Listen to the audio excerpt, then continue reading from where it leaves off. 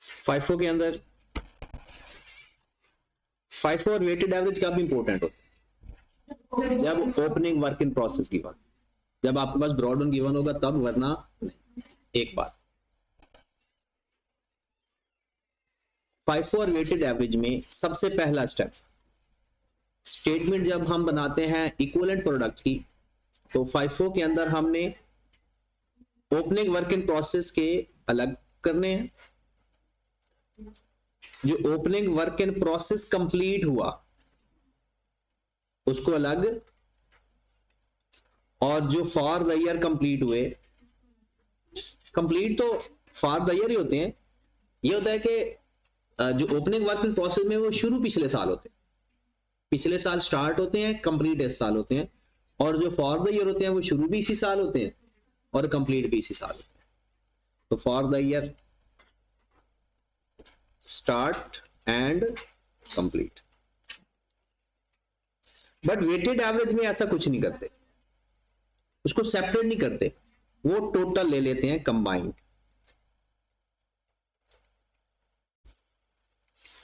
पहली स्टेटमेंट में फर्क। फिर आगे कॉस्ट, कॉस्ट के अंदर वेटेड एवरेज में टोटल कॉस्ट लेते वक्त आपने ओपनिंग कॉस्ट भी लेनी है, ओपनिंग वर्क इन प्रोसेस की भी कॉस्ट लेनी है, और फॉर द ईयर भी लेनी है। FIFO के अंदर ऐसा नहीं करते, क्योंकि FIFO के अंदर कॉस्ट अलग लेनी होती है, वो cost of statement of evaluation के अंदर लेंगे। तो यहां पर सिर्फ कॉस्ट लेते हैं फॉर द ईयर। फिर तीसरे नंबर पर आ जाता है इवैल्यूएशन के अंदर। इवैल्यूएशन के अंदर वेटेड एवरेज के अंदर जस्ट, क्योंकि कॉस्ट पहले ही ऐड हो चुकी है पर यूनिट के अंदर, सिर्फ टोटल यूनिट ले लेते हैं, टोटल यूनिट को मल्टीप्लाई कर देते हैं पर यूनिट कॉस्ट से। लेकिन यहां पर ऐसा नहीं करते, FIFO मेथड के अंदर सबसे पहले ओपनिंग कॉस्ट लेते हैं, फिर उसके बाद फॉर द ईयर लेते हैं। तो ये चीजें, ये है ओपन, अगर वेटेड एवरेज और FIFO गिवन हो और opening work in process given हो। फिर हमने लॉस के बारे में थोड़ा सा सीखा, थोड़ा सा उसकी बात करते हैं, फिर उसका सवाल करते हैं। लॉस के अंदर क्या होता है कि सपोज दैट अगर साइलेंट हो, पहले तो यहां पर देखते हैं ना कि अगर उसने ना बताया हो कि FIFO है या वेटेड एवरेज, FIFO है या, तो कहते हैं FIFO बेस्ट होता है। अगर ना बताया हो तो FIFO, लेकिन FIFO के लिए कुछ चीजें जरूरी भी होती हैं। अब अगर आपको कॉस्ट, ओपनिंग कॉस्ट है मतलब ओपनिंग वर्क इन प्रोसेस की कॉस्ट अलग अलग बताई हो, मटेरियल की अलग, लेबर की कन्वर्जन की अलग, तो फिर आप वेटेड एवरेज लगा लो, क्योंकि उसके लिए हमें अलग अलग कॉस्ट चाहिए होती है। बट अगर आपको ओपनिंग कॉस्ट अलग अलग ना बताई हो तो फिर FIFO लगा लो, क्योंकि वेटेड एवरेज के लिए हमें मटेरियल में अलग कॉस्ट ऐड करनी होती है, कन्वर्जन में अलग कॉस्ट ऐड करनी होती है, टोटल कॉस्ट फाइंड करते वक्त। अब लॉस की अगर हम बात करें, अगर साइलेंट हो तो हम ये समझते हैं कि at the end of the process पता चला है, तब आपकी इंस्पेक्शन समझो 100% है। अगर आपको ना बताया हो कि इंस्पेक्शन किस स्टेज पर हुई है तो फिर कहां पर होगी, 100%। अगर बता दी जाए तो हम देखते हैं कि अगर इंस्पेक्शन है 60%,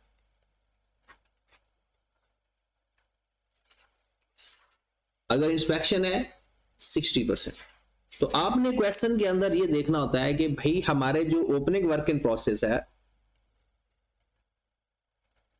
वो कितने % कंप्लीट है और क्लोजिंग वर्क इन प्रोसेस कितने % कंप्लीट है। अगर opening work in process 50% complete है, इसका मतलब है इंस्पेक्शन इसकी 60% भी होनी है, तो इंस्पेक्शन अब होनी है, तो इसको निकालने की जरूरत टोटल इनपुट में ऐड रहने दे। और अगर यहां पर हम देखते हैं 50%, इसका भी 50% है, तो इसकी इंस्पेक्शन 50% कंप्लीट का मतलब है कि अब इस साल 50% कंप्लीट हुआ। इसने क्या 60% को क्रॉस किया? नहीं किया, तो ये इस साल इंस्पेक्ट नहीं हुआ, माइनस कर देंगे टोटल इनपुट में से। तो आपने ये देखना है कि हमारा जो ओपनिंग वर्क इन प्रोसेस है अगर 50% कंप्लीट हो गया है और इंस्पेक्शन 60% पे होनी है, तो ये 50% अभी लगना है इसके ऊपर। 50% पिछले साल कंप्लीट हुआ था, तो अभी अगला 50% इसने कंप्लीट होना है, तो 60% अब होना है इसने। तो इसका मतलब है अब इसकी इंस्पेक्शन होगी। ये 50% कंप्लीट हुआ है, इसका मतलब ये 60% तक, मतलब ये है कि अगर इंस्पेक्शन तक पहुंचे तो हम इंस्पेक्ट करेंगे, वरना माइनस कर देंगे टोटल में से, टोटल इनपुट में से माइनस कर देंगे। लेकिन अगर वो इनपुट पर बेस करे, तो अगर आपका जो लॉस है वो करे ही आउटपुट पर बेस, या वो कोई खुद कह दे कि जनाब जो इस साल ऐड किया ना मटेरियल, लॉस सिर्फ उस पर बेस कर रहा है, ये सिर्फ कब करना है, जब इनपुट पर बेस करे तब ये रूल है, वरना नहीं। अब आए जरा ये क्वेश्चन करते हैं, और एक और चीज लास्ट, उसके बाद ये क्वेश्चन हमारा स्टार्ट हो जाएंगे और सिर्फ प्रोसेस 2 रह जाएगा, बाकी सारे काम कंप्लीट हो जाएंगे। होता यह है कि सबसे पहले आपने क्वांटिटी स्केड्यूल बनाना होता है, क्वांटिटी स्केड्यूल। कभी कभी वो पूछ लेता है, कभी कभी हमने तो बनाना ही बनाना है, वो पूछे या ना पूछे। अगर नहीं पूछेगा तो हम वर्किंग में बना लेंगे, पूछ लेगा तो सोल्यूशन में बना कर दे दो। क्वांटिटी स्केड्यूल में आपने जितना इनपुट होता है ना, उतना आउटपुट जरूर करना होता है। जितना इनपुट हो उतना आउटपुट। अगर उनमें कोई डिफरेंस आएगा तो वो हम बता देंगे कि बताओ इसमें डिफरेंस किस चीज का है। इनपुट में 3 चीजें हो सकती हैं, एक पिछले प्रोसेस से आया हो, ट्रांसफर इन उसे बोलते हैं, एक ओपनिंग वर्क इन प्रोसेस पड़ा हो,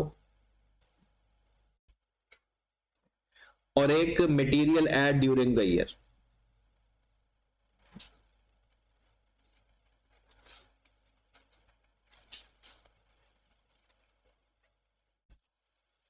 ये हमारा मैक्सिमम इनपुट हो सकता है। वो जो ट्रांसफर इन है, ये तो कब होगा, जब हम प्रोसेस 2 की बात करेंगे, जब प्रोसेस 2 की बात करेंगे ट्रांसफर इन तब होगा। और वर्क इन प्रोसेस तो जो पिछले साल हमारे इन प्रोसेस में था, अगले प्रोसेस के स्टार्ट में। और मटेरियल ऐड जो इस दफा मटेरियल ऐड किया फॉर द ईयर, इसका रिजल्ट क्या होता है, आउटपुट किस किस फॉर्म में होता है, नॉर्मल लॉस के, अब नॉर्मल लॉस,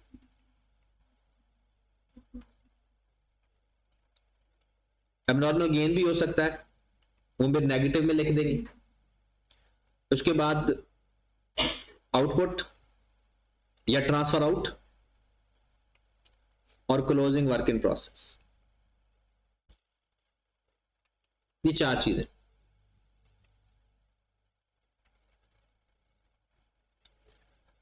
अगर इनमें से कोई चीज मिसिंग है और बैलेंस नहीं आ रहा, तो बैलेंसिंग फिगर हो जाएगी।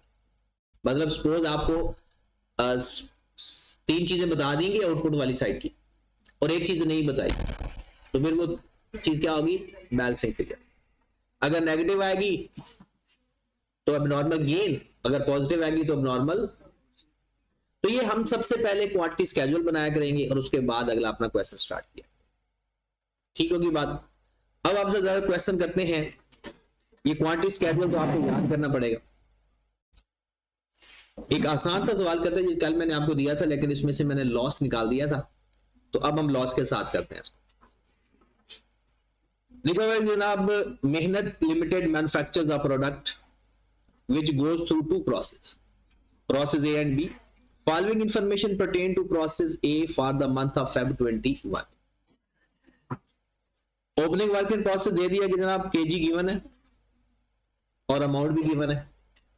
Material add during the year 18,000 KG, conversion cost 12,000, transfer to process B. क्या मतलब हुआ इसका, ट्रांसफर आउट या आउटपुट, और closing work in process 60% complete है। कहता है cost of the opening work in process consist of 36,000 as material और 1400,000 एज कन्वर्जन। अगर मेथड नहीं बताया होगा तो हम वेटेड एवरेज से कर लेंगे। पेज नंबर इसका 263।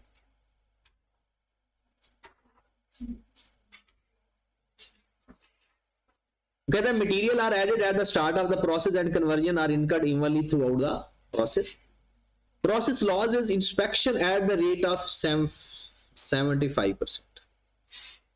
प्रोसेस जब 75% आपका कंप्लीट हो गया था तब आपने इंस्पेक्शन की थी, मतलब इंस्पेक्शन स्केल होगी 75%. Process loss is estimated 12% of the input which is sold at a scrap 400 per kg. Process loss 12%. अब अगर कुछ ना बताया हो, बाकी कोई इंफॉर्मेशन ना गिवन हो, तो जो लॉस हम समझते हैं ना वो नॉर्मल लॉस नहीं, अगर कुछ ना बताया. बट अगर कोई और इंफॉर्मेशन बताई होती है तो फिर अकॉर्डिंग टू इंफॉर्मेशन चलते हैं. Inventory is valued using weighted average method. उसने वैसे ही कह दिया कि जी वेटेड एवरेज मेथड से आपने करना है. सवाल कंप्लीट हो गया. सबसे पहले हम लॉस फाइंड करते हैं. अब लॉस फाइंड करने के लिए आपके पास क्वांटिटी स्केड्यूल पहले बनाते हैं. क्वांटिटी स्केड्यूल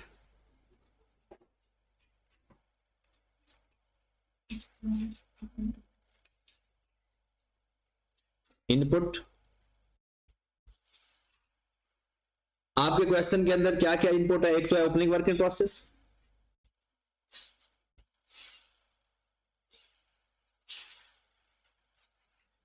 दूसरा मटेरियल ऐड,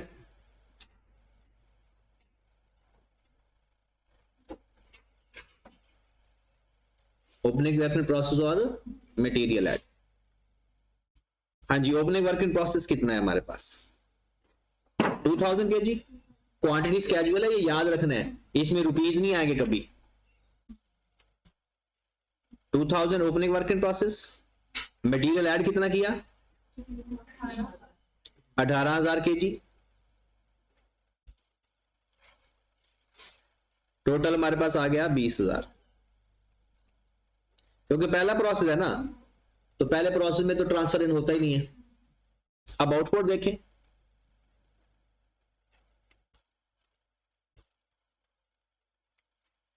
आउटपुट में सबसे पहले तो नॉर्मल लॉस है, वो हमने अभी लिखना है.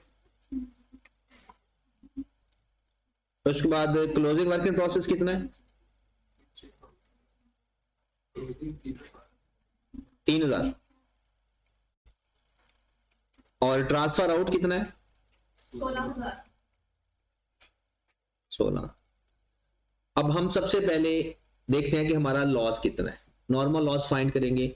अगर ये दोनों बराबर आ गया तो ठीक है, वरना जो डिफरेंस होगा वो अब नॉर्मल लॉस या अब नॉर्मल गेन. 12% आपने कहा जनाब, 12% किसका? इनपुट का. तो आपका इनपुट ये है, ठीक है. अब हमने ये देखना है कि हमारे जो इनपुट की परसेंटेज है, sorry opening work in process और क्लोजिंग वर्क इन प्रोसेस की परसेंटेज है, उसको क्या करना है, उनको माइनस करना भी है इसमें से या नहीं करना. तो आ जाए जनाब, आपका जो ओपनिंग वर्क इन प्रोसेस है ना वो 80% कंप्लीट है और 75% पे इंस्पेक्शन हुई है. तो 80% कंप्लीट है, तो ये पहले ही हो चुका है या अभी होना है? ये तो हो चुका है. ये तो अपनी पिछले साल ही 80% था, तो 75% ये, इसका मतलब इसको निकाल देंगे. ठीक है. 60% है दूसरा क्लोजिंग वर्क इन प्रोसेस. क्या ये इंस्पेक्ट हुआ है? ये भी नहीं हुआ, क्योंकि इसने अभी 75% क्रॉस ही नहीं किया. पहले वाला क्रॉस कर चुका था, इसने किया नहीं. इसका मतलब वो पिछले साल इंस्पेक्ट हो चुका था, ये इस साल भी नहीं हुआ, इसने जाकर अगले साल होना है. तो इसका मतलब हुआ कि हमारे पास जो इनपुट है 20,000, उसमें से 2,000 भी निकाल दो और 3,000 भी निकाल दो, बाकी बच गया 15,000. 15,000 का 12% ले लो. ये बात समझ लगी है? 1800. तो यहां पर हम लिखेंगे नॉर्मल लॉस 1800. अब आप का देखें, अगर 20,000 पूरा होता है, ज्यादा होता है,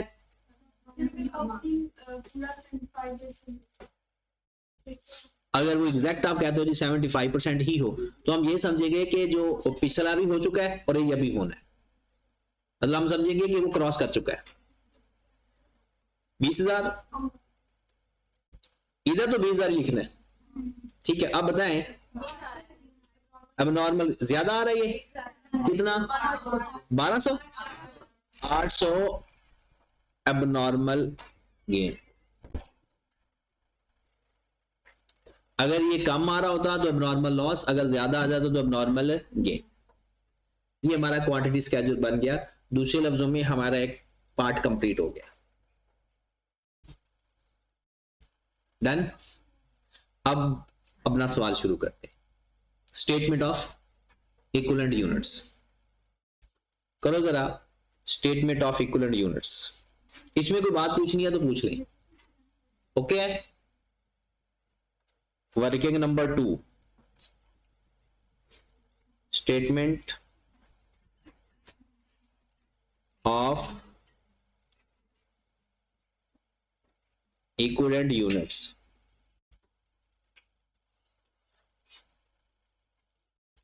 ये जो आपके पास क्वांटिटी स्केड्यूल का आउटपुट है ना, ये नॉर्मल लॉस निकाल के एज इट इज हमारी स्टेटमेंट है। नॉर्मल लॉस क्योंकि यूनिट के अंदर कंसीडर नहीं करते ना, तो हम क्या करेंगे, सबसे पहले वही unit completion percentage, material conversion, method है FIFO। तो यूनिट टोटल लेंगे, वेटेड एवरेज, सॉरी। तो सबसे पहले हम लिखते हैं जनाब कंप्लीटेड यूनिट्स। कितने यूनिट्स कंप्लीट है? 16,000। yes. और वो हर तरह से कंप्लीट है 100%।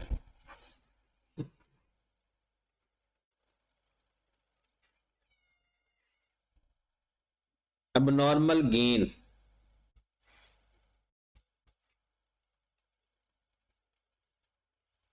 कितने हैं? 1800 800 ब्रैकेट में लिखेंगे। ये इंस्पेक्शन स्टेज पर आते हैं। ये किस पे आते हैं? मटेरियल इसके ऊपर पूरा लग चुका है, बाकी इंस्पेक्शन स्टेज पे आते हैं। तो मटेरियल तो पूरा लग चुका है, वो 800 आ जाएगा, और 800 का 75% लें, और एबनॉर्मल गेन को माइनस करते हैं। एबनॉर्मल गेन को माइनस करते हैं, एबनॉर्मल लॉस हो तो ऐड करते हैं। उसके बाद देखें, दोबारा सुन लें, ओपनिंग वर्क इन प्रोसेस हो तो उसकी अपनी परसेंटेज आती है, क्लोजिंग की अपनी परसेंटेज आती है, एबनॉर्मल गेन या लॉस की इंस्पेक्शन परसेंटेज आती है, और अगर इंस्पेक्शन परसेंटेज ना गिवन हो तो 100%। उसके बाद क्लोजिंग वर्क इन प्रोसेस। हाँ जी, कितना यूनिट है? 3000। कंप्लीशन स्टेज क्या है?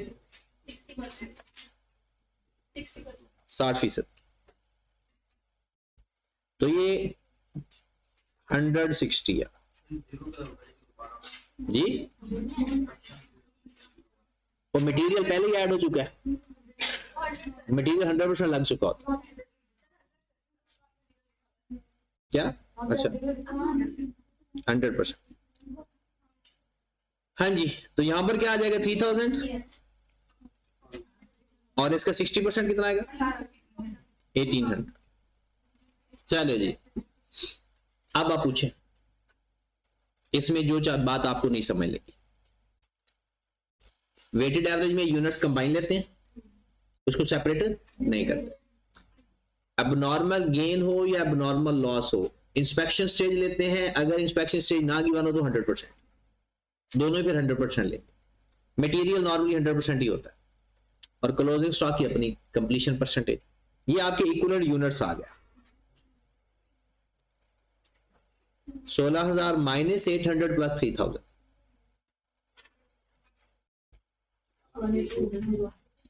16,000 1800 और 600 17। ये आपके पास इक्विवेलेंट यूनिट्स आ। ओके, हाँ जी, तो वो हमारी प्रोडक्शन की कॉस्ट का हिस्सा बन जाएगा ना, तो वो सेपरेट। अगर हम इनको तो एलोकेट करना है ना कॉस्ट, तो क्या नॉर्मल लॉस को एलोकेट करेंगे? नॉर्मल लॉस को एलोकेट नहीं करते। उसके कॉस्ट में से एक स्क्रैप वैल्यू माइनस करते हैं, डिस्पोजल कॉस्ट ऐड करते हैं, स्क्रैप वैल्यू माइनस करते हैं, उनके यूनिट इसके अंदर ही रहने देते हैं। 16,000 के अंदर उसको यूनिट रहने देते हैं, ताकि वो उसकी कॉस्ट, जो उसकी कॉस्ट अगर हम यूनिट भी अलग कर देंगे ना, इसका मतलब हम उसको एलोकेट कर रहे हैं, यूनिट माइनस नहीं कर रहे। चले जनाब, उसके बाद आ जाए स्टेटमेंट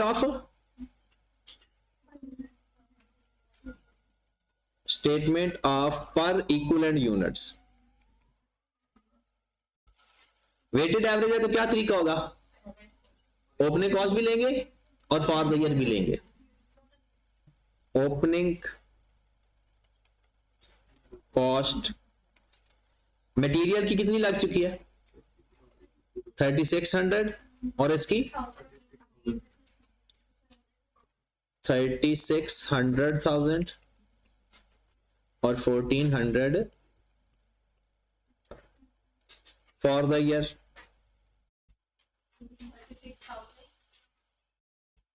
फॉर द ईयर कितनी लगी है जनाब, 36 मिलियन मटेरियल की और 12 मिलियन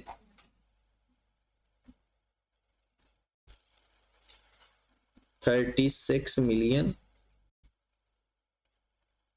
और 12 मिलियन स्क्रैप वैल्यू।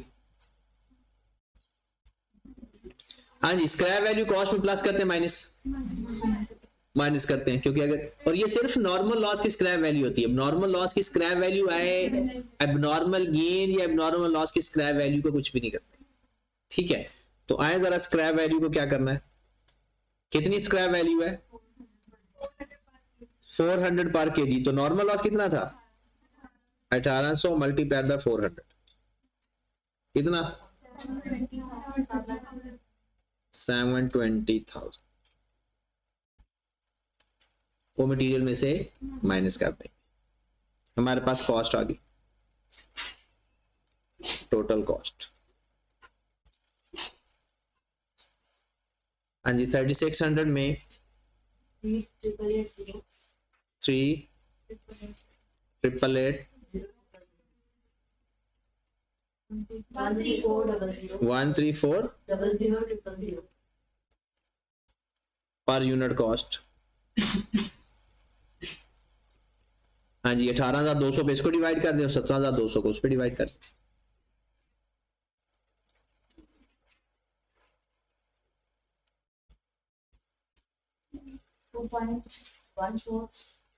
तीन डिजिट बताने अगर 2.136 और दूसरे का 17,200 पे डिवाइड कर दे।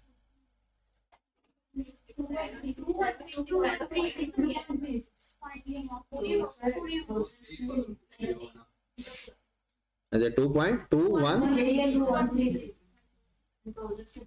अच्छा पॉइंट 0.2 है तो कर दो, 0.2 भी कर दो। अगर पॉइंट के बाद 3 डिजिट तो लिया करो, आपका आंसर ज्यादा क्लोज आएगा। 779.1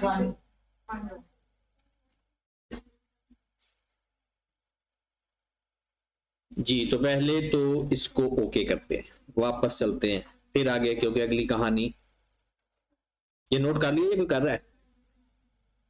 सबसे पहले आए क्वांटिटी स्केड्यूल पे। क्वांटिटी स्केड्यूल में हमने क्या करना होता है, सारा इनपुट डेबिट साइड पर, ये डेबिट क्रेडिट नहीं है, लेफ्ट साइड पे सारा एक साइड पर इनपुट लिखते हैं और उसको बराबर करना होता है आउटपुट के। अगर ज्यादा आ जाए तो एबनॉर्मल गेन, यानी हमने जितना इनपुट किया था और लॉस जितना सोचा था उससे कम आया, जितना लॉस सोचा था उससे कम आया। अगर नेगेटिव में आंसर, मतलब अब हमारे आउटपुट साइड ज्यादा आ रही है, तो जितनी ज्यादा आ रही है वो एबनॉर्मल गेन, और कम आ रही है तो एबनॉर्मल लॉस। कभी कभी वो एबनॉर्मल लॉस दे देता है या गेन दे देता है, हमसे नॉर्मल लॉस पूछ लेता है, डिपेंड करता है। इन चारों में से ये चीज तो तकरीबन होती है, बाकी दोनों में से अगर एक मिसिंग है तो दूसरी बैलेंसिंग फिगर, और अगर एक के होने से ही बराबर आ गया तो फिर अगली चीज होगी नहीं।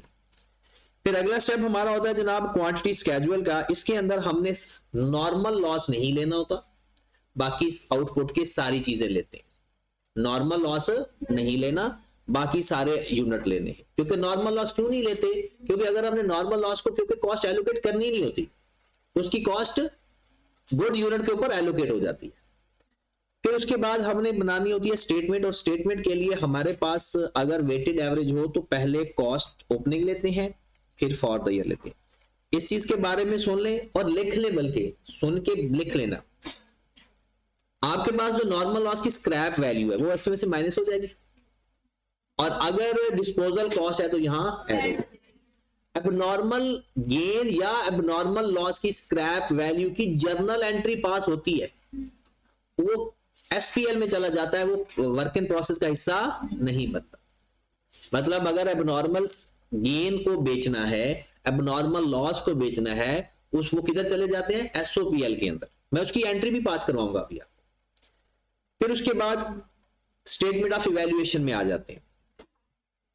Statement of evaluation, cost evaluation. जी सबसे पहले वेटेड एवरेज है, ओपनिंग कॉस्ट लेंगे या ओपनिंग कॉस्ट ऐड हो चुकी है, ओपनिंग कॉस्ट ऐड हो चुकी है, अब दोबारा ऐड नहीं करनी। अब डायरेक्ट लो आउटपुट या ट्रांसफर आउट या कंप्लीटेड, जैसे भी नाम लिख लो इसका, कंप्लीटेड यूनिट्स। कितने यूनिट कंप्लीट हो गए इसके, 16,000 मल्टीप्लाइड बाय 2136.2 प्लस 779.1, कितनी अमाउंट आ गई, 4664444 उसके बाद आ जाए अब नॉर्मल गेन पे।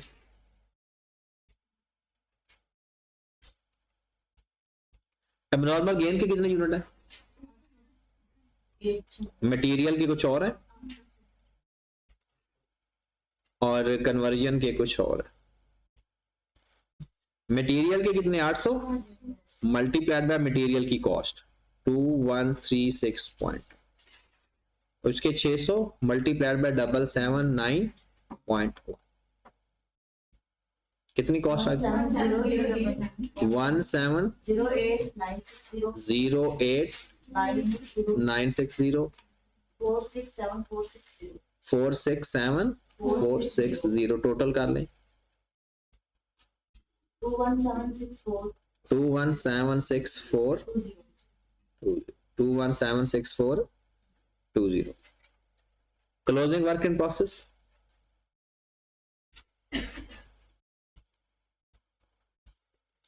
हाँ जी उसके मटेरियल के यूनिट कितने हैं 3000 मल्टीप्लाइड बाय 2136.2 और कन्वर्जन के कितने थे 1800 मल्टीप्लाइड बाय 779.1 640860 140238 इसका टोटल कर लें 7810,980। चलिए हमारा क्वेश्चन कंप्लीट हो गया। स्टेटमेंट ये काम कंप्लीट हो गया तो समझो आप तो सिर्फ हमने लेजर बनाना है, ठीक है। तो बनाया जरा इसका लेजर।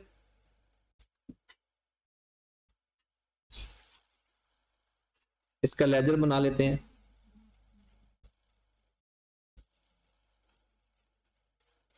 प्रोसेस अकाउंट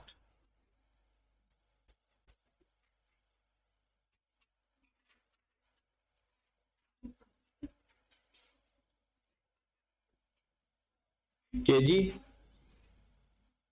और अमाउंट केजी और अमाउंट। हाँ जी सबसे पहले तो बताएं ओपनिंग वर्क इन प्रोसेस कितने केजी थे ओपनिंग वर्क इन प्रोसेस की 2000 और उसकी कॉस्ट कितनी थी 5 million. Opening work in process की टोटल कॉस्ट लिखी हुई है ये 3600 प्लस 1400। इसको अलग अलग करके बताया होता है तो हम वैसे ही वेटेड एवरेज लगा देते होते हैं अगर नाम बताया हो। हाँ जी ओपनिंग वर्क इन प्रोसेस, उसके बाद मटेरियल ऐड, ये वही क्वांटिटी स्केड्यूल है मटेरियल ऐड, कितने 18,000 और कॉस्ट कितनी है 36 मिलियन। अब नॉर्मल गेन इधर ही आता है, कितने यूनिट अब नॉर्मल गेन की 800। उसकी कॉस्ट कितनी फाइंड की है अभी ये, अब नॉर्मल गेन की कॉस्ट 2176420। फिर यहां पर नॉर्मल लॉस कन्वर्जन माजरत वो पहले लिखनी थी, उससे भी 12 मिलियन। नॉर्मल लॉस कितने केजी है और उसका स्क्रैप वैल्यू कितनी है 400 से मल्टीप्लाई 720। अब नॉर्मल गेन तो हो गया, उसके बाद ट्रांसफर आउट, कितने ट्रांसफर आउट थे 16,000, कितने अमाउंट कितनी आई थी 466444800। फिर कैरी डाउन, उसके कितने यूनिट थे 3,000 और उसकी कॉस्ट कितनी फाइंड की थी 7810। लो जी बिस्मिल्लाह पढ़ें और टोटल करें। ये टोटल कितना आ गया इस साइड का 28 20,800, इधर भी 20,800 होना चाहिए। कितना आ रहा है 55176420। दूसरे का टोटल ना करना, बस लिख दिया करो, अल्लाह पे यकीन रखा कर, क्योंकि टाइम ही नहीं होता इतना। बस इतने नहीं, इतना यकीन होना चाहिए कि बस लिख दो।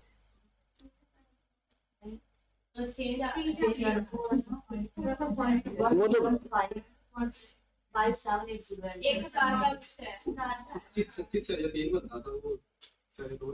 अच्छा तो वो पॉइंट के बाद ना 2-3 डिजिट, मैंने कहा पॉइंट के बाद 3 डिजिट लिखा करें, और राउंड ऑफ करते हैं ना तो राउंड ऑफ का ख्याल रखा करें कि अगर जब राउंड ऑफ करने लगते हो तो अगला डिजिट लाजमी देखा करें, तो 1,000 पे किसी को ऐड कर देना। अच्छा अब इस सवाल के ना सारे वो चीजें ध्यान में देखनी है कि कहां कहां पर क्या क्या मसले आए।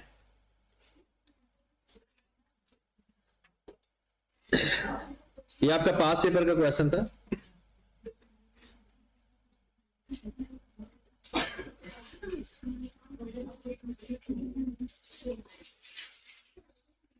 ये उन्होंने 2136 की कॉस्ट ली हुई है, पॉइंट के बाद नहीं लिया। चलो नहीं 1000 में कर लेना बेहतर होता है, बस वो सारा प्रोसीजर उसने देखना होता है, हर चीज को कहाँ देखता है वो।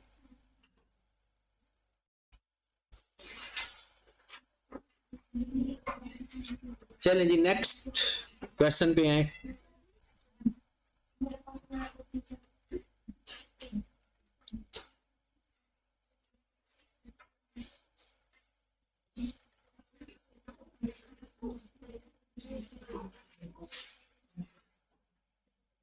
इसका पहला ही अच्छा, इसके ना मैं आपको बता देता हूँ इसी क्वेश्चन की ना जनरल एंट्रीज।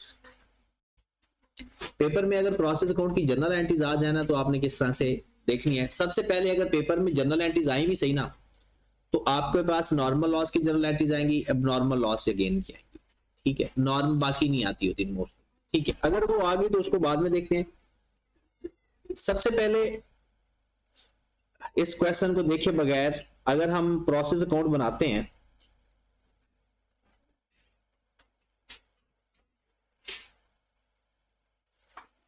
तो हमारे पास जो नॉर्मल लॉस आता है उस यहां पर लिखते हैं हम सपोज एट 5,000 उसकी स्क्रैप वैल्यू, और यहां पर अब नॉर्मल लॉस की बात करते हैं, उसकी वैल्यू मैं लिख रहा हूं, यूनिट नहीं लिख रहा क्योंकि जनरल एंट्री में यूनिट तो लिखे नहीं जाते, वैल्यू लिखी जाती है। अगर इनकी स्क्रैप वैल्यू गिवन होती है ना जब वो कहता है ना स्क्रैप वैल्यू ऑफ लॉस, इसका मतलब है वो एबनॉर्मल लॉस की भी स्क्रैप वैल्यू है और नॉर्मल लॉस की भी है, और एबनॉर्मल गेन की भी फिर वही है। अगर वो स्क्रैप वैल्यू बता देना तो फिर नॉर्मल लॉस हो, एबनॉर्मल लॉस हो या एबनॉर्मल गेन, सबकी स्क्रैप वैल्यू वही होगी। स्क्रैप वैल्यू सपोज दैट उसने दे दी, यहां पर हम 100 यूनिट लिख देते हैं एट द रेट ऑफ ₹10, ठीक है। अब फिलहाल सिर्फ एबनॉर्मल लॉस को देखिए आप। एबनॉर्मल लॉस की एक एंट्री होती है process account, abnormal loss debit, process account credit या वर्क इन प्रोसेस क्रेडिट, या वर्क इन प्रोसेस क्रेडिट। ये भला कौन सी एंट्री पास कर दी हमने? जो एबनॉर्मल लॉस नजर आ रहा है प्रोसेस अकाउंट के, एबनॉर्मल लॉस प्रोसेस अकाउंट की किस साइड पर आता है? क्रेडिट साइड पर। तो कर दिया क्रेडिट, और किस नाम से क्रेडिट कर दिया? मतलब प्रोसेस अकाउंट क्रेडिट हो रहा है एबनॉर्मल लॉस की वजह से। ये तो जनरल एंट्री तो आती है ना। yes, अगर नहीं आती तो चलो सुन ले, एबनॉर्मल लॉस हमारा एक्सपेंस होता है, एबनॉर्मल लॉस हमारा एक्सपेंस होता है, तो expense debit, process account credit, क्योंकि प्रोसेस अकाउंट में हम लिख देते हैं उसकी क्रेडिट साइड पर। अगर इस लेजर से, चलिए इस जनरल एंट्री से लेजर आपने बनाना है, तो प्रोसेस अकाउंट की क्रेडिट साइड पर एक अमाउंट आएगी, किस नाम से? ठीक है। दूसरी एंट्री, इससे जो स्क्रैप वैल्यू हमें मिलती है, इससे जो हमें अगर स्क्रैप वैल्यू ना मिले तो एबनॉर्मल लॉस को किसको चार्ज करना होता है? एसओपीएल को। तो statement of income statement debit या एसओपीएल डेबिट, एबनॉर्मल लॉस क्रेडिट। अब ये कैसे होता है? एबनॉर्मल लॉस कितनी अमाउंट से आपने डेबिट किया था, उतनी ही अमाउंट से क्रेडिट करते हैं। अगर स्क्रैप वैल्यू है तो कैश के नाम से डेबिट, जितनी भी अमाउंट है, और बाकी जो डिफरेंस है वो किस में चला जाएगा? इनकम स्टेटमेंट के अंदर या एसओपीएल के अंदर। दोबारा सुन लें, एबनॉर्मल लॉस की एंट्री क्या होती है? Abnormal loss debit, process account credit. फिर हमने इसको एसओपीएल को चार्ज करना होता है, तो एबनॉर्मल लॉस अगर स्क्रैप वैल्यू है तो कैश डेबिट करेंगे, अगर स्क्रैप वैल्यू नहीं है तो सारी की सारी amount income statement.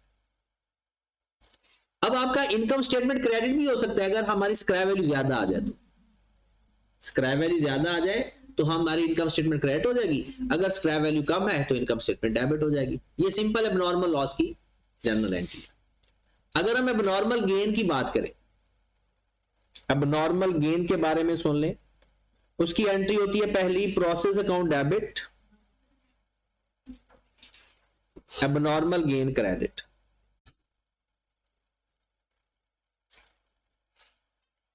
Process account debit, abnormal gain credit, जितनी भी अमाउंट होगी। फिर उसके बाद एबनॉर्मल गेन डेबिट, एसओपीएल। फिर एसओपीएल में कैसे अमाउंट जाएगी? बिल्कुल वैसे ही कि अगर हमारी स्क्रैप वैल्यू गिवन है तो उससे हमें कैश अगर आ, क्योंकि उसमें तो कैश आएगा, तो कैश तो डेबिट ही होना है। तो अगर इनकम एसओपीएल डिफरेंस, ये तो जाता ही इनकम में है क्योंकि अब नॉर्मल गेन है, तो ये अब नॉर्मल लॉस और नॉर्मल गेन की एंट्री पेपर में आ सकती है। इवन गेन का लेजर बनाना भी आ सकता है, एबनॉर्मल गेन या एबनॉर्मल लॉस का लेजर बनाना भी आ सकता है। एबनॉर्मल गेन तो रेयर केसेस में आएगा, क्योंकि अगर आपने अकाउंटिंग पढ़ी हुई है तो एबनॉर्मल लॉस का लेजर बनाना आपके लिए बहुत आसान है। भला कैसे? एबनॉर्मल लॉस डेबिट होता है क्रेडिट पहली एंट्री में, किस नाम से? वो जो आपने 3000 उधर लिखा हुआ है ना। फिर कैश से कैश डेबिट हो जाएगा 1000 से, जो डिफरेंस है एसओपीएल, वो डिफरेंस जिस साइड पर भी आएगा वो इनकम या ये आपका एबनॉर्मल लॉस का लेजर। तो एबनॉर्मल लॉस की जर्नल एंट्रीज पेपर में आ सकते हैं। चलो जी, अब हम क्वेश्चन देख लेते हैं एक छोटा सा सीक्वेंस वाइज। इसकी ना अंग्रेजी में मसाइल तो होंगे, जरी सी बात है।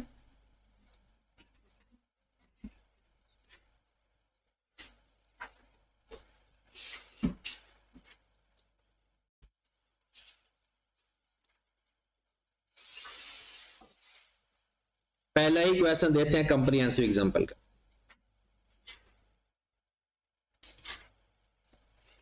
हाँ जी, एक ये क्वेश्चन है छोटा सा। पहले एग्जांपल में दो क्वेश्चन है, एक फाइफो मेथड का और एक वेटेड एवरेज का। लिखा हुआ है process 5 the FIFO method of value opening inventory is used and following details are follow. Opening work in process 600 unit, 80% processed as to material and 60% as to conversion। फिर वो कहता है finished output 14,500 units, there were no abnormal loss or gain। अब उसने खुद क्या दिया है, abnormal loss नहीं है, अगर कोई फर्क होगा तो वो क्या होगा, normal loss का। फिर वो कहता है closing work in process 800 units, 70% processed as material and 40% processed as conversion। Cost of processing during the current period were, current period की कॉस्ट वो कह रहा है 36,450 और कन्वर्जन कॉस्ट कहता है calculation of cost per equivalent units of output produced during the years, one unit started and completed during the month would as follow. आगे तो कहता है हमने कहां तक क्वेश्चन हल करना है, इक्विवेलेंट यूनिट्स के बाद एक अगला स्टेप भी करना है कॉस्ट पर यूनिट। ठीक है, तो करो जरा, अभी देखते हैं इसको, क्योंकि अभी इसको देख लेते हैं। सबसे पहले क्वांटिटी स्केड्यूल बनाना, ये आपने बनाना है, मैंने नहीं। क्वेश्चन अपने सामने रख लो, जल्दी से इसका क्वांटिटी स्केड्यूल बनाओ।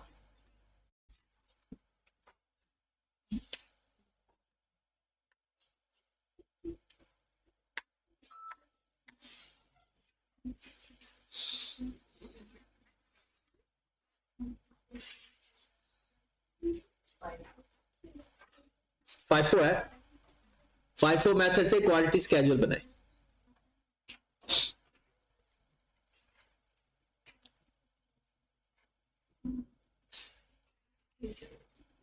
स्टेटमेंट ऑफ इक्विवेलेंट यूनिट्स अभी मैंने नहीं कहा, क्वांटिटी स्केड्यूल का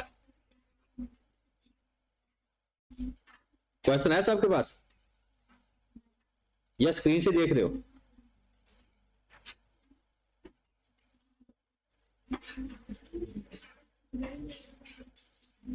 input output,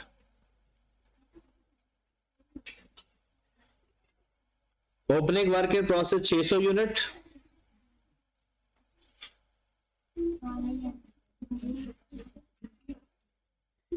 finished output 14,500, closing 800 unit, और आपके पास क्या चीज मिसिंग है, मटेरियल ऐड।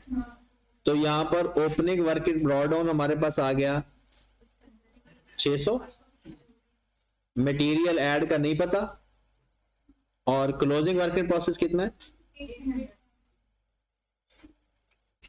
पहले तो आउटपुट लिख लेना। आउटपुट कितनी है, 14,500, और कैरी डाउन कितना है 800। टोटल कितना आ गया, 15,300 इधर भी और 15,300 इधर भी, कितना 14,700 मटेरियल ऐड आ गया। ठीक होगी बात। उसके बाद आ जाए स्टेटमेंट ऑफ इक्विवेलेंट यूनिट्स बनाते हैं। Statement of equivalent units,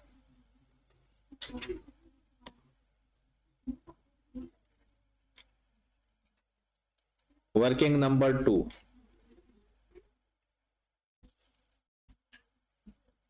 statement of equivalent units. हाँ जी, परसेंटेज वैसे लिखने की जरूरत नहीं, परसेंटेज हमें वैसे ही पता होती है। ऐसे वो एक यूनिट्स परसेंटेज मटेरियल कन्वर्जन, अच्छा मुझे बताएंगे जनाब, FIFO मेथड है तो जो स्टॉक फिनिश आउटपुट है वो कंबाइन लेंगे या अलग अलग लेंगे? अलग अलग लेंगे। तो ओपनिंग और फॉर द ईयर, ओपनिंग कितने यूनिट है? 600। फॉर द ईयर कितने हैं? टोटल कितने हैं वैसे? 14500 है ना, तो फिर फॉर द ईयर कितने हुए? ये सबको पता चला? ये जो ओपनिंग है ये मटेरियल कितना कंप्लीट हो चुका था? 100% या 80%? और हमने कितना कंप्लीट करना है? 20%। और कन्वर्जन कितने परसेंट कंप्लीट हो चुकी है? 60%। हमने कितनी करनी है? हमने करनी है अपने प्रोसेस की, अपने साल की।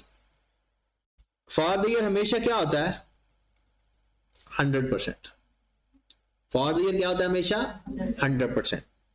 फिर उसके बाद आ जाएंगे हम closing work in process.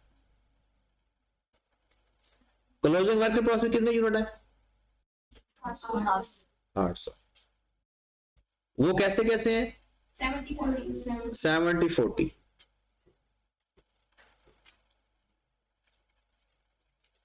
Okay होगी बात? लो जी, 600 को 20% से मल्टीप्लाई करेंगे 120 13900 13900 560।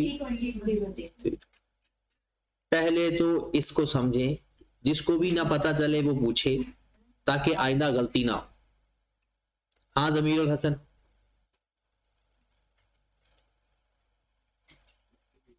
टोटल कितना आ गया? 14580 14460। हाँ जी क्लियर? जो बात पूछनी है साथ साथ पूछते जाओ।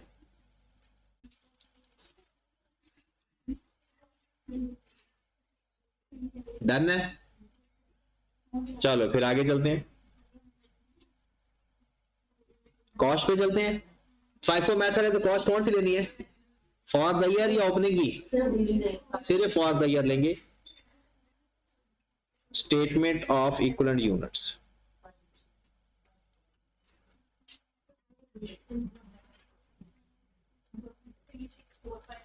सबसे पहले क्या लेना है? ये तो फॉर द ईयर लेना है। Cost for the year. हाँ जी, मटेरियल की कॉस्ट कितनी है? 36 और मटेरियल कन्वर्जन की 173 पर यूनिट कॉस्ट। कर दे डिवाइड इसको 2.5 1 पॉइंट। सवाल हो गया। और इतना ही सवाल उसने पूछा। पेपर में ये बात का भी ख्याल रखना है कि उसने पूछा कितना सवाल है, ये नहीं कि आपको आता कितना है। अब ये देखें, इसमें कोई बात अगर आपने डिस्कस करनी है या पूछनी है, ये जो आपको बात परेशान कर रही है। कल का सवाल सबने किया था?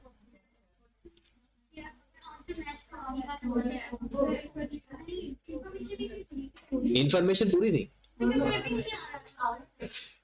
ऐसा कैसे हो सकता है? बड़े ध्यान से मैंने इंफॉर्मेशन तो पूरी थी, वो तो मैंने करवाया नहीं था। नॉर्मल लॉस के तो बगैर दिया था सवाल। हाँ? अच्छा हाँ, तो कुछ भी नहीं करना। चलें जी, चलो ना कल से ना कोशिश करते हैं कि सवाल डेली बेस पे चेक करें, क्योंकि कुछ लोग डंडी मार रहे हैं। फिर ना उन्हें ये प्रोसेस कौन बहुत आसान है, लेकिन अगर वो सवाल दरमियान में एक दिन आप गैप ले आओगे ना तो फिर इसमें समझ नहीं लगना, क्योंकि डेली बेस पे जो एक चीज याद होती है ना फिर वो अक्यूमुलेट होगी ना तो ये मुश्किल हो जाएगा। ये देखें जी, उसने ये 2.5 और 1.2 निकाला। बी पार्ट,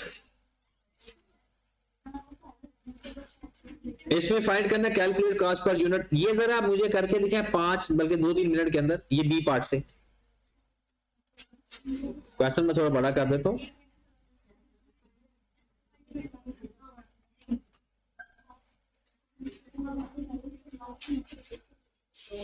ये यहां से कॉस्ट, वही कॉस्ट पर यूनिट। मेथड कौन सा है? Weighted average. करो जरा, ये भी बैठ के करना है।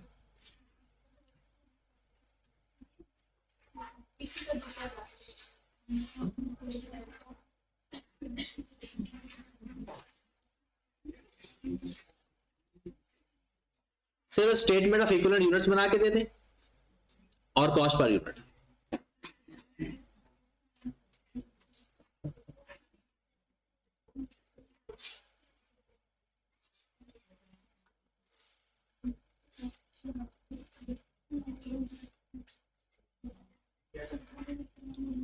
कॉस्ट पर यूनिट फाइंड करके देनी है वेटेड एवरेज के जरिए।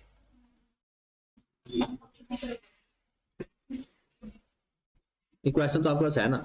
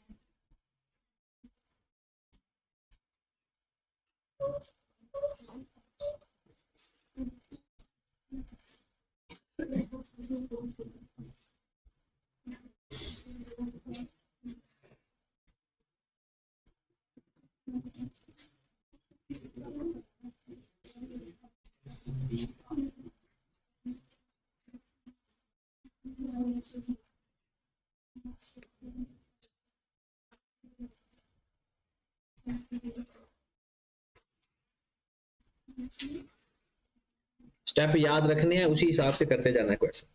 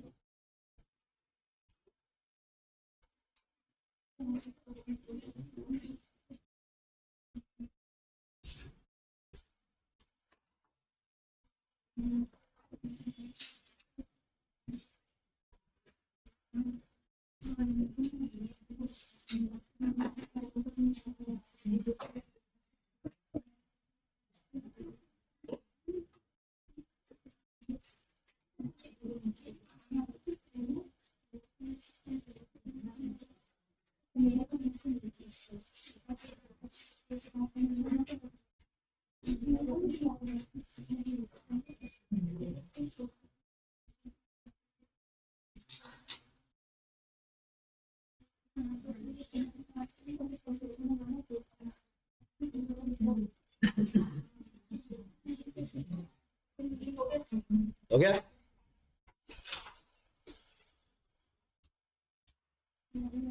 चलो देखिए एक दफा जी। वेटेड एवरेज मेथड है, स्टेटमेंट ऑफ इक्विवेलेंट यूनिट्स देखें जरा एक दफा सारे लोग। स्टेटमेंट ऑफ इक्विवेलेंट यूनिट्स, हाँ जी। और ये वेटेड एवरेज और फाइफो का ताल्लुक किस चीज के साथ है? सिर्फ ओपनिंग वर्क इन प्रोसेस के, बस। Units, completion percentage, material conversion. Weighted average है, यूनिट अलग अलग लेंगे या इकट्ठे? इकट्ठे लेंगे। कंप्लीटेड या आउटपुट, जो भी आप लिखना चाहो। हाँ जी, आपके पास मटेरियल कितने ये साहब जो ट्रांसफर आउट हुए हैं? 23,000।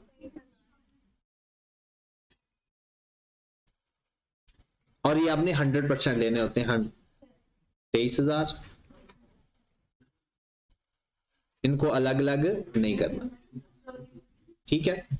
क्लोजिंग वर्क इन प्रोसेस 3,000 है। परसेंटेज क्या है? 100 और 40, 100% और 45%, 3,000 और 13। इसमें बताएं ओके है?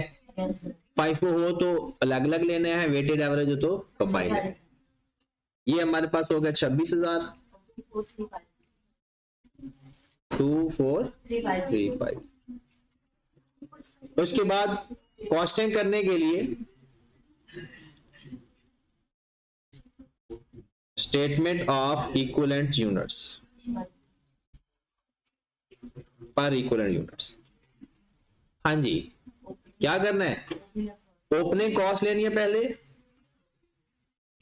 ओपनिंग कॉस्ट मटेरियल की कितनी है?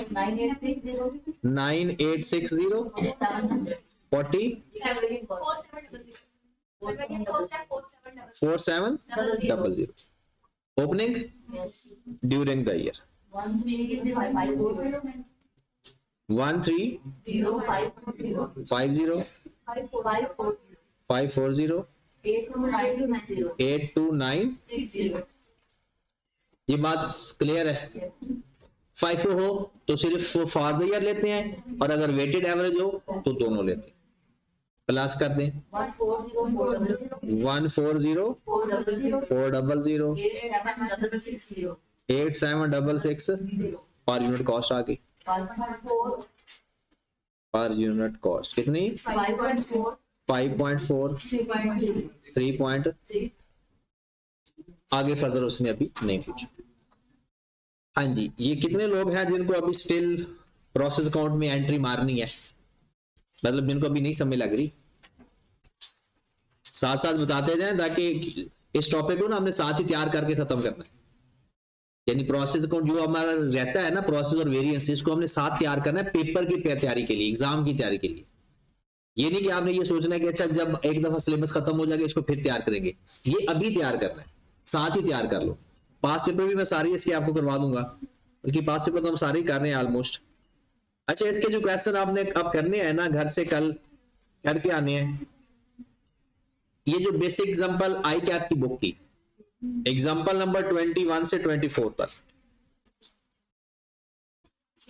ठीक है। बेसिक एग्जांपल 21 से लेकर 24 तक, और ये सारी करके आनी है। जो रिक्वायरमेंट है बस वही फुलफिल करनी है। बेसिक एग्जांपल 21 से 24।